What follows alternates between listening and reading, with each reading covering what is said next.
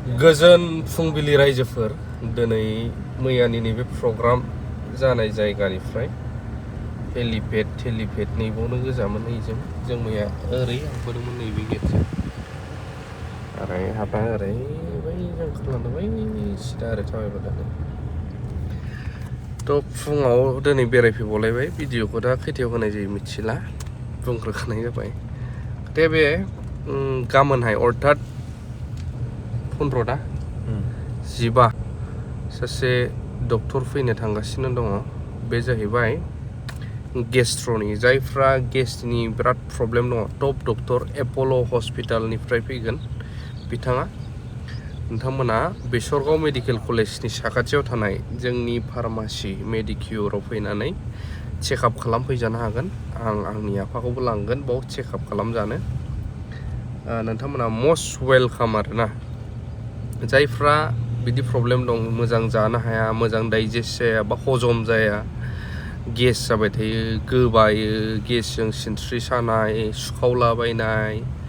रुबायनाय आथिं मिजौनाय गेसनि दारैनो गोबां बायदिसिना प्रब्लेम जायो खर' गिदिंनाय बेफोरबायदि नोंथांमोना निस्सय फैनो हागोन मोजां डक्टर मोननो जों गोजान थांनांगौ जायो थ' बे खाथियावनो बे सुबिदाखौ मोननो हागोन आरो आंनि हेलिपेड खाथिनिफ्रायनो नोंथांमोना खौरां होगासिनो दङ ओरैबायदि बरिया जाबाय हेलिपेड दे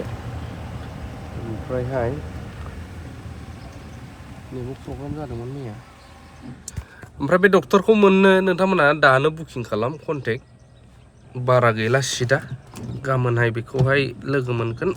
माबायावहाय 11टासोनिफ्राय मेडिकिउर फार्मासि बेसरगाव देबोरगावनिफ्राय थाङोब्ला मेडिकेल कलेजनि फार्स्ट गेट सेरावनो बे आरो नोंथांमोना बे सुबिदाखौ लाबानो जाबाय आया मा जाखासै बे खालामनायाव मैया मिथिं जाखाबाय नालाय दिनै बेरायफैलायबाय जों दसेनो ओमफ्राय दिनै हाग्रामा सारा माखासे मानि उद्घाटन होननांगोन बेखौ फिथा हास'बावगोन अपेनिं दङ ओमफ्राय बे फिथा हास'नाय हाबाफारियाव जों थांनो नागिरदों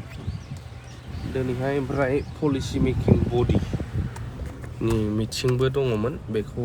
एसे पस्टपन खालामबाय होननानै खबर मोननाय जादों ओमफ्राय मा जायो बेखौ नायनोसै थ' नोंथांमोना डक्टरखौ जायनो रिक्वायार्ड नांगौथि गोनां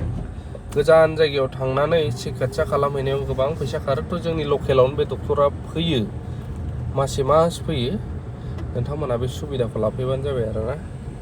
बे मैया मदि हाबगोनानै ओरैनोमोन खिन्थु गोबां ट्रल खालामदों मदिजों फैजायासै मायासै खिन्थु बोथोरखौ नायनानै गुवाहाटीनिफ्रायनो लाइभ माबादों खिन्थु जिखिनि खामानि जानांगौमोन अब्लाबो लाइभ टेलिकास्टनि गेजेरजोंनो जाजोबदों गोबाङा बुजिदोंना बुजियाखैथाय